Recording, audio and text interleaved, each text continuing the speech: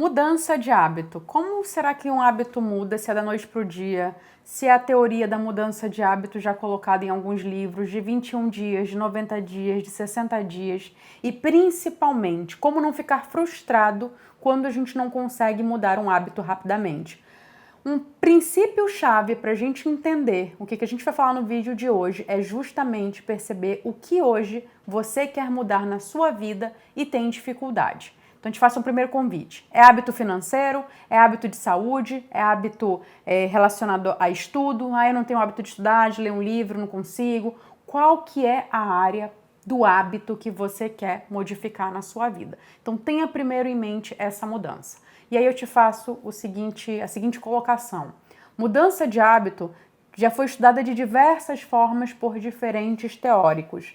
E a verdade é que a gente não tem um programa certo de data, se é 21, se é 60, se é 90 dias, para essa virada de chave acontecer na sua vida, a ponto de você ter instalado um hábito novo.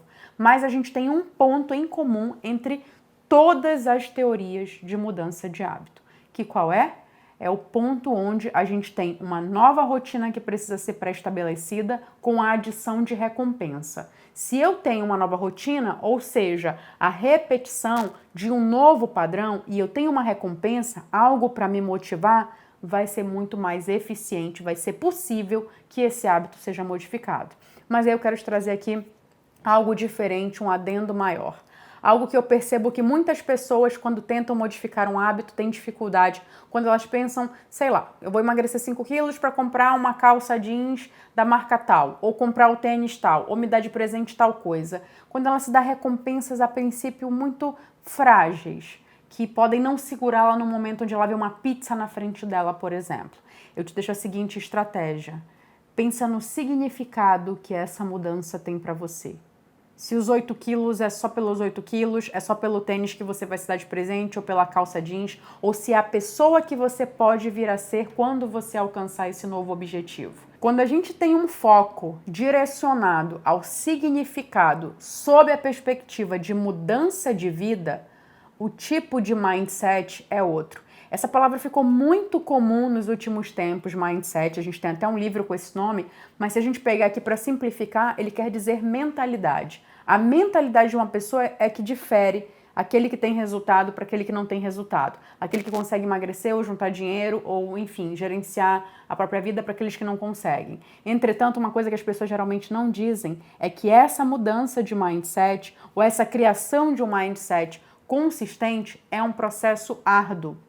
E a gente acaba pegando metas com significado muito efêmero. Quando a gente pega significado e leva para uma abrangência de vida, o que aquilo ali vai me tornar quando eu conseguir, a gente leva para uma perspectiva muito maior. Porque você está saindo de um mero comportamento para uma identidade. Não é só sobre juntar 10 mil reais, não é só sobre emagrecer 8 quilos, não é só sobre controlar uma emoção, é quem eu me torno quando eu consigo esse novo objetivo na minha vida. E aí, para não te deixar sem resposta ou não te fazer esmorecer de falar, poxa, Mayara, eu achava que era só pegar o livro lá do hábito, ou outros livros, ou outros artigos e implementar uma coisa por 21 dias, ou 60 ou 90 que vai ter um novo hábito instalado. Então, para não te desanimar em termos de tempo, eu te diria o seguinte, se você quer fazer uma mudança significativa numa área da sua vida, vamos colocar assim, finanças. Você quer juntar 10 mil reais, você nunca teve dinheiro guardado e você quer juntar 10 mil reais. Começa com metas fragmentadas.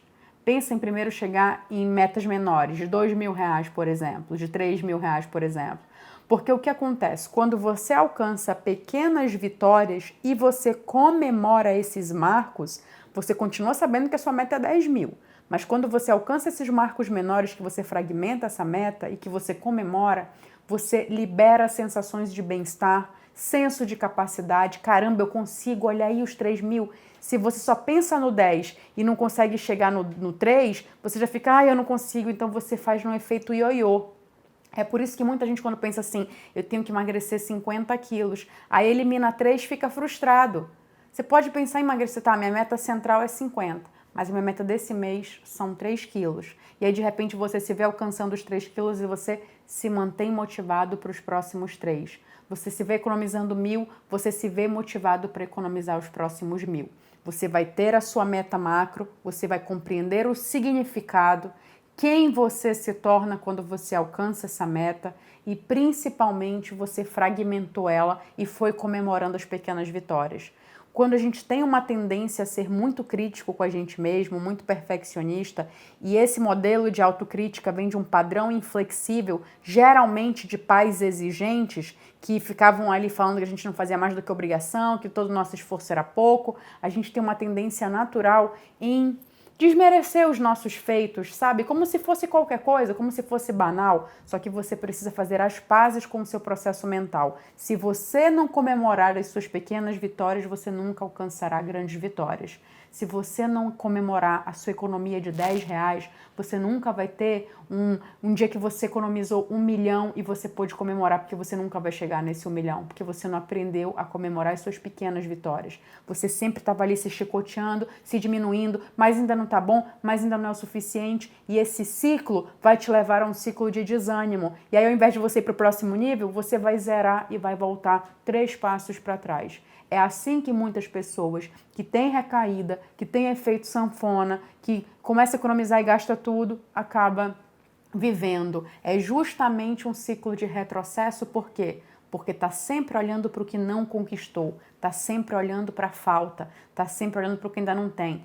Pega agora, pega essa meta agora que eu te convidei a pensar no início desse vídeo, pega essa meta e se pergunta, será que eu ainda não conquistei nada sobre ela? Nada mesmo. Olha por um momento o que você já conquistou. Só olha agora por um momento. Não olhe para o que você quer ainda conquistar, mas para o que você conquistou. E aí eu te faço uma pergunta. Você agradeceu por isso que você conquistou até aqui? Você está olhando para essa bagagem que você já tem? E assim, a gente precisa fazer esse exercício porque ele não é natural. Tem dias que eu falo, caramba, eu já queria estar fazendo um pós-doc, por exemplo. Só que há 6, 7 anos atrás eu não me imaginava nem fazendo doutorado. Quanto mais me cobrando um pós-doc. Só que quando a gente está olhando só para o momento atual, a gente só pensa assim, caramba, ainda estou aqui, ainda não cheguei lá. Mas espera aí, há 7 anos atrás, você imaginava que ia chegar onde você está agora? Que você ia saber tudo que você sabe, que você ia ter tudo que você tem e que você ia ter essa clareza, principalmente porque essa ninguém paga. Quando a gente pensa que o Roberto Marinho fundou a Globo com 64 anos, a gente pensa o quê? Às vezes a gente quer uma clareza com 20 anos de idade. Essa é a geração unicórnio que acha que tá no coworking para ficar bilionário da noite pro dia, que vai criar um projeto e aí não cria solidez com nada na vida. Por quê? Só olha para 1 bilhão e não fica feliz com os R$100 que economiza. Então, como não fica feliz com os 100 que economiza, gasta os 100 de qualquer jeito. E aí, qual é a chance de chegar no 1 bilhão? Se você não for, aí eu vou até me apropriar de uma música até gospel, eu não tenho certeza se ela é do Padre Fábio de Mello. Tenho impressão agora, me veio a cabeça que ela é, mas pelo menos acho que eu ouvi na voz dele, que diz assim, se for fiel no pouco, ele me confiará mais. Se for fiel no pouco, meus passos guiará. Não, não é do Padre Fábio de Mello, me veio a voz até de uma mulher agora, mas enfim, não importa de quem seja, eu lembro que ela é gospel. E ele fala assim, eu creio na misericórdia de Deus. A música começa assim, eu creio na misericórdia de Deus, eu creio na misericórdia do meu Senhor. E aí vem para esse refrão que eu acho muito bonito. Porque muitas vezes a gente não é fiel no pouco. A gente está olhando para a construção de um hábito, para o lugar, para o marco que a gente quer chegar, mas a gente não fica feliz com o lugar que a gente já chegou. Então, como que a vida, né, já trazendo até para um processo de vida, não estou nem apelando para o divino nem se fala, mas vamos olhar para um aspecto de vida. Como que a vida vai me confiar mais se aquilo que eu já possuo, eu não sou fiel àquilo? Eu desmereço, eu desqualifico o que eu tenho. Então, hábitos vão depender o tempo do quanto aquela meta é grande. Se você pensar em construir uma empresa de R$1 milhão, é um tempo. Uma empresa de 100 mil é um outro tempo. Uma de 10 mil é outro tempo. Uma empresa que te dê R$2.000 por mês é outro tempo. Então, a clareza de que o hábito que você vai construir é na mentalidade e que ela precisa acompanhar esses marcos de crescimento. Porque se você continuar pensando também como R$1.000 querendo ganhar 100 mil, você não vai conseguir fazer esse salto. A tua mente tem que acompanhar a velocidade das tuas pernas. Senão, se a tua perna for e a tua mente ficar, uma hora ela vai te sabotar. Se a tua mente for e a tua perna ficar, você vai se sabotar. Elas precisam andar juntas. A tua velocidade, a tua energia, a tua disposição, a tua ação com a tua mentalidade, para você também não chegar em nenhum marco e se sabotar, agradecendo primeiramente os marcos iniciais que você foi dando, a solidez que você está construindo. E lembra de uma coisa, eucalipto dá em 5 anos, quando você planta eucalipto, mas madeira de lei dá em 20. Então, que tipo de vida você está construindo para daqui a quanto tempo? Sua vida não vai acabar em 5 anos, 1 ano, 2 anos. Para de pensar em curto prazo. Começa a pensar em médio e longo prazo. Essa é a dica que eu dou nesse vídeo de hoje. Até mais.